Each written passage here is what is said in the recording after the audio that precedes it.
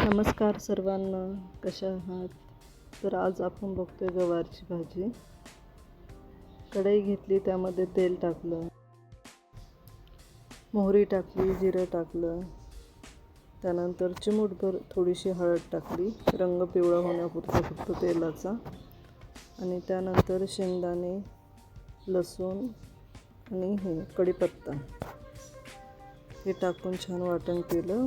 जाडसर केलं आहे जरा मिक्सरमध्ये, बारीक नाही केलं पूर्ण.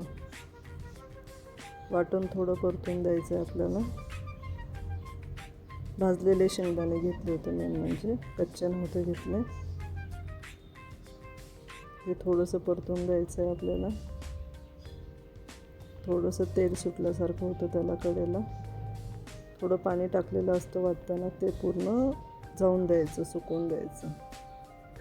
मग त्याच्यात आपला घरचा काळा मसाला टाकला, थोडीशी हळद टाकली, मीठ टाकलं आपण.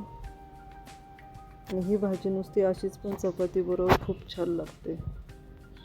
आणि त्यानंतर आपण गवार टाकलेली आहे त्याच्यात धुवून. आणि मिक्सरचं थोडंसं पाणी टाकलं आहे आपण. तुम्हाला जेवढं पाणी हवं, लपलपीत हवी असेल किंवा ओली हवी असेल तशी पण होऊ शकते. आणि 15 मिनटं आपण शिजवून दिलेलं आहे. तर ही आहे आपली गवारची भाजी तयार.